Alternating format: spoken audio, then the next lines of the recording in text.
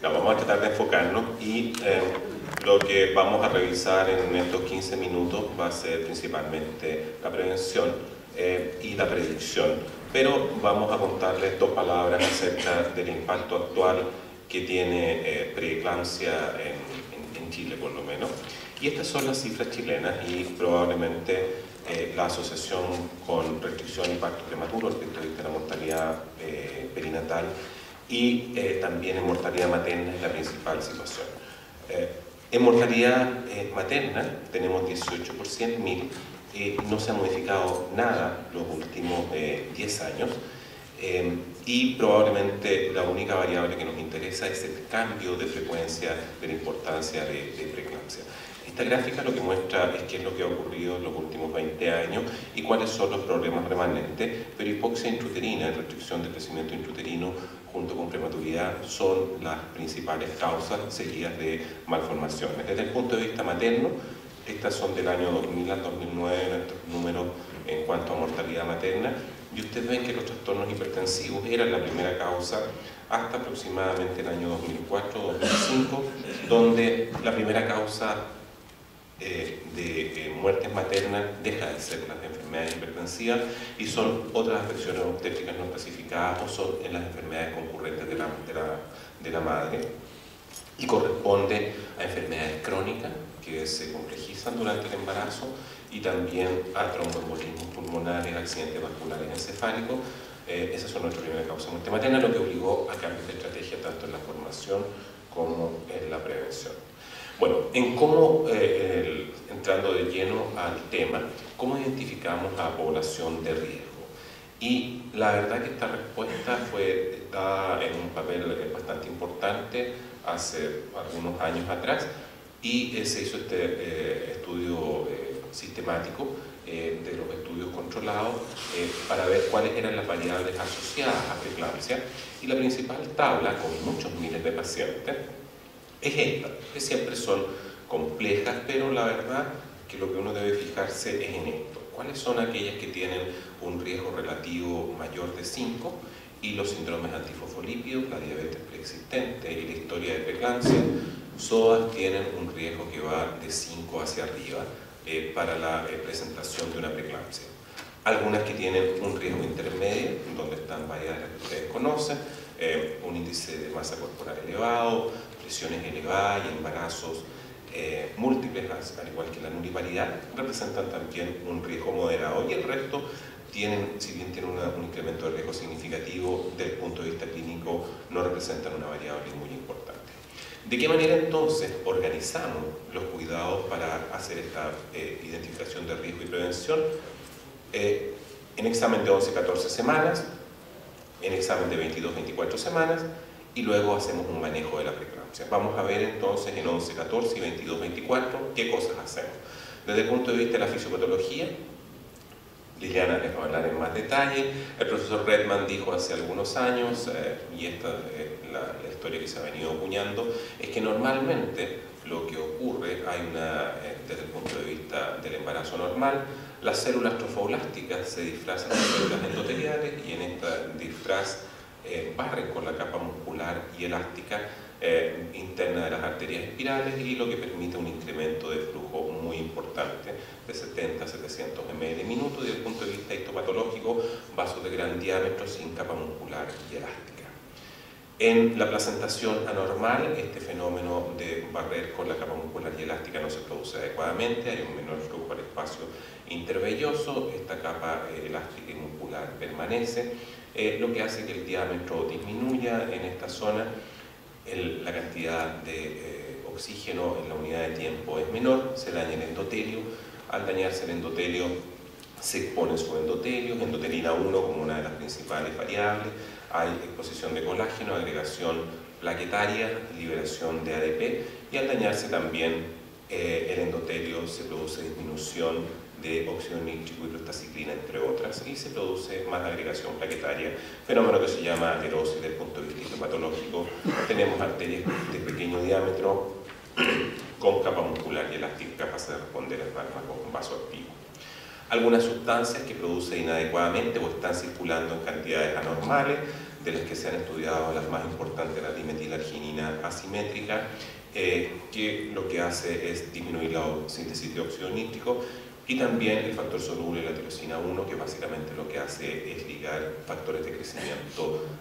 vasculares placentarios y vasculares propiamente tal. De esa manera impiden un desarrollo adecuado de la placenta. Y también se ha relacionado pequeños pasos de DNA fetal y materno hacia la circulación general. Desde el punto de vista clínico, tenemos que hay múltiples factores inmunológicos, factores genéticos, de estrés oxidativo y otros que provocan una disfunción placentaria que es capaz de alterar el flujo hacia el espacio intervelloso, producir restricción de crecimiento intrauterino, y las endocrinas y también los factores angiogénicos y antiangiogénicos son capaces de generalizar esta enfermedad y producir hipertensión, proteinuria y otras complicaciones.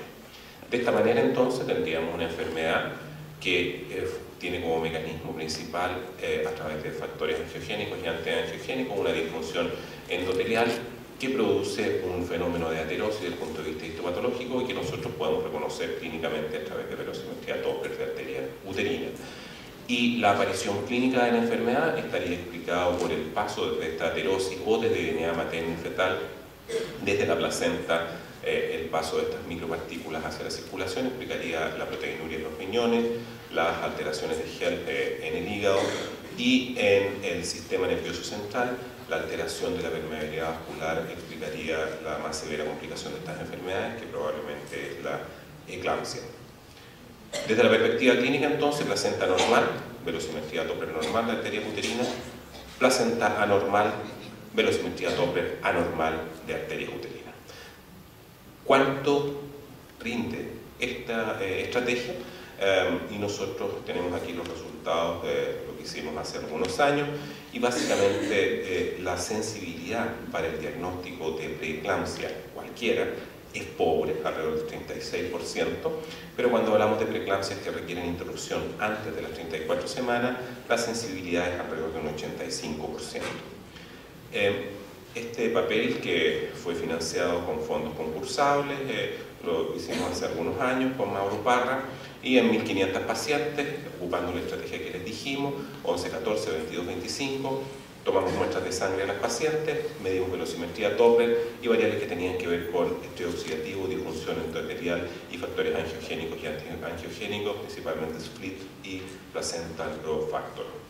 Y lo que encontramos es que desde el punto de vista del análisis univariado, estas eran las varias variables que se correlacionaban con la aparición de preeclampsia, pero en el análisis multivariado, la velocimetría Doppler arteriouterina era la que mejor, en segundo trimestre, la que mejor podía predecir la enfermedad clínica. Sin embargo,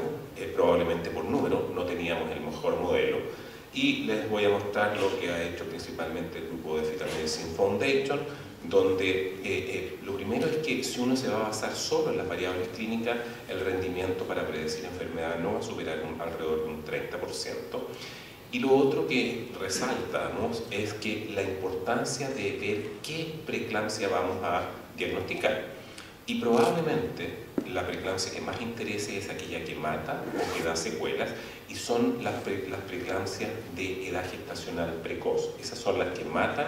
y dan secuelas, y por otro lado son las que están relacionadas fuertemente con restricción de crecimiento intrauterino, con un impacto ya no solo para la madre, sino también para el feto, y ustedes ven que mientras menor es la edad gestacional en que aparece la preeclampsia, mayor es la asociación con restricción de crecimiento intrauterino, y el déficit de peso es también menor. Y probablemente esta es la razón por la cual el profesor Reckman habla de que son dos enfermedades diferentes, la preeclampsia precoz y la tardía, donde probablemente el mecanismo de acción no es el que les he mencionado hasta ahora, sino el de deportación.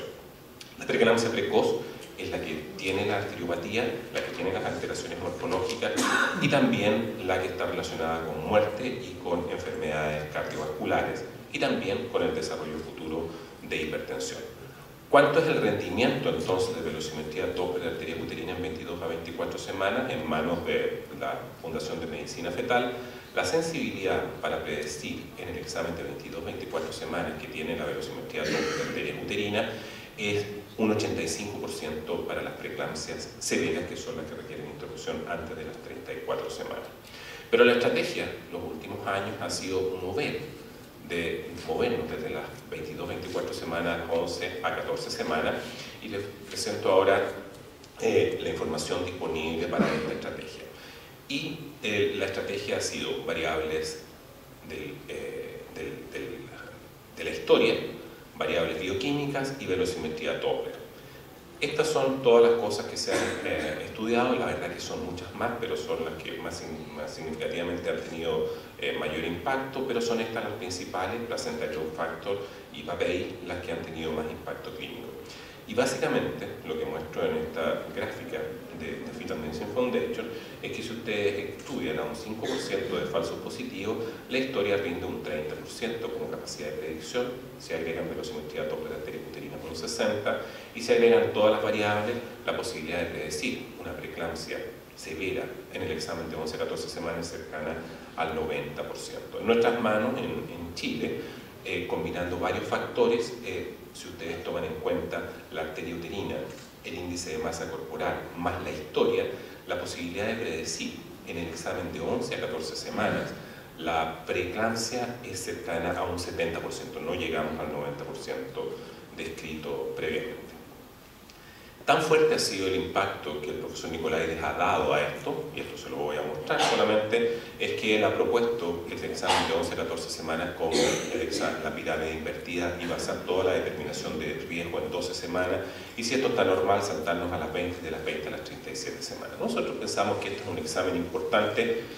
pero no hay evidencia suficiente como para cambiar lo que hemos hecho por muchos años, y probablemente una mezcla de ambas estrategias sea lo correcto.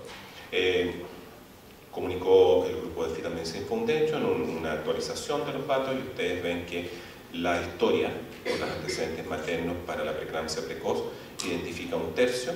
y todas las variables que vimos de la historia, Doppler más los bioquímicos, un 91%, para la preeclampsia intermedia un 79% y para la preeclampsia tardía un 61%. Este es un papel aparecido hace un par de meses atrás, que lo que muestra son todas las estrategias del primer trimestre, que incluyen todas las marcadores bioquímicos que yo les conté, pero además se están incorporando también los triglicéridos, el colesterol HDL y LDL, ya que hay una correlación muy estricta entre índice de masa corporal y mecanismos también inflamatorios por esta vía, que aumentan la posibilidad de preeclampsia. Pero probablemente la combinación de estas, la combinación con PP13, pero esta probablemente es la mejor, PAPEI, placenta growth factor, placenta y otros factores clínicos que nos dan sensibilidades cercanas al 90%.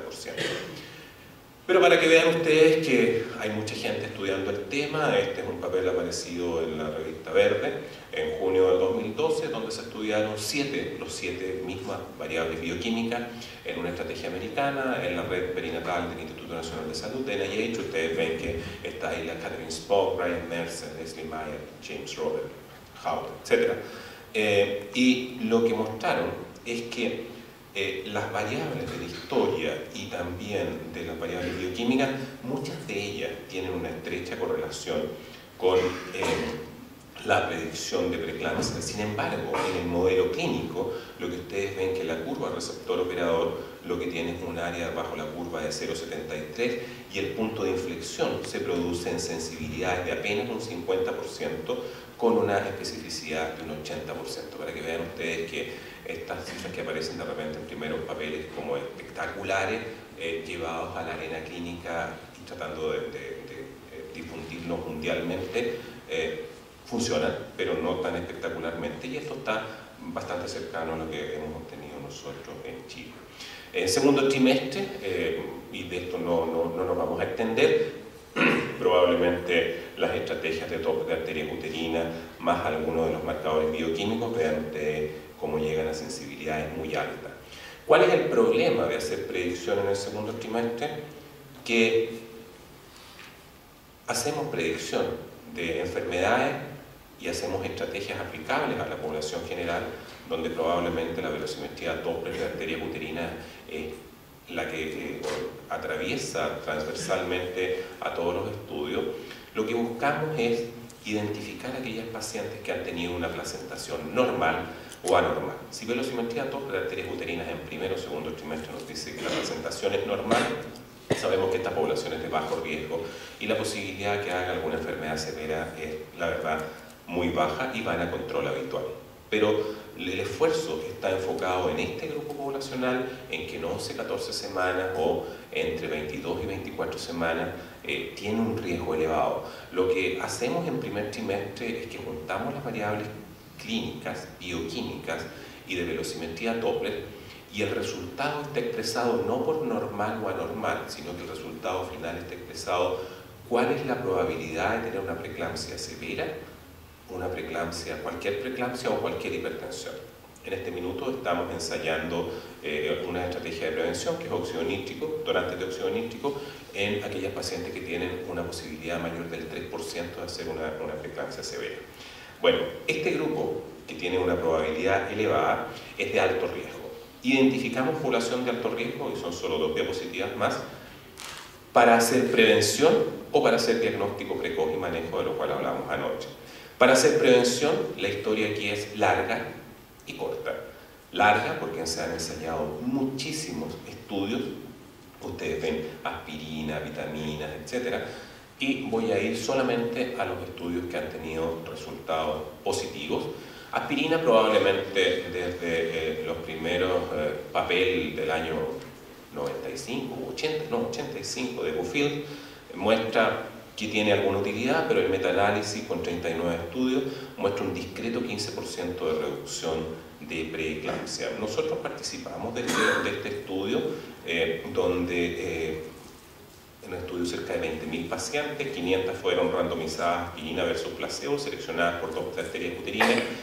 y los resultados entre aspirina y placebo no fueron para nada diferentes. Prácticamente sepultada la aspirina. Lo que hace Emmanuel Bujold hace 1 año y medio atrás es rescatar la data cruda de estos estudios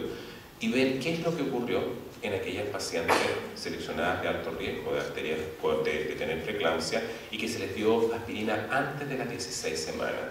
Y lo que encuentra Emmanuel es que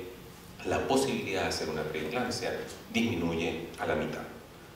El año pasado, Felipe Vadillo Ortega, junto con grupos ingleses en México, lo que ensaya es la suplementación de L-arginina y vitaminas antioxidantes.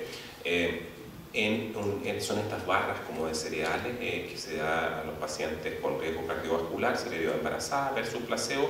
y lo que encontró también fue una disminución a la mitad de la posibilidad de hacer una preeclampsia. El resto de las estrategias, vitaminas solas, no solamente no mejora el resultado perinatal, sino que lo empeora. Calcio en dosis altas lo que hace es bajar la preeclampsia solamente en aquellas poblaciones deficitarias de calcio en el resto de la población esto prácticamente no funciona. Pero estas dos estrategias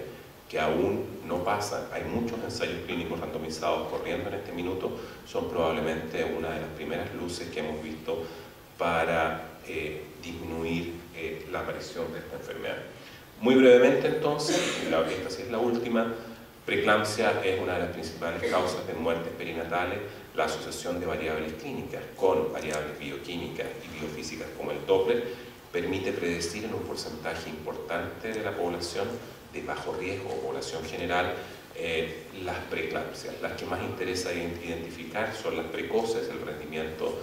va a estar en números entre 50 a 90% en el primer trimestre, y en el segundo trimestre probablemente vamos a estar sobre el 90%.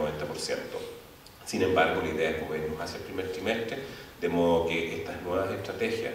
nuevas viejas estrategias que son aspirina en dosis baja antes de las 16 semanas y en las mismas semanas donantes de óxido nítrico, nos permitan disminuir el impacto de este flagelo de los últimos años para nuestras madres. Gracias por su atención.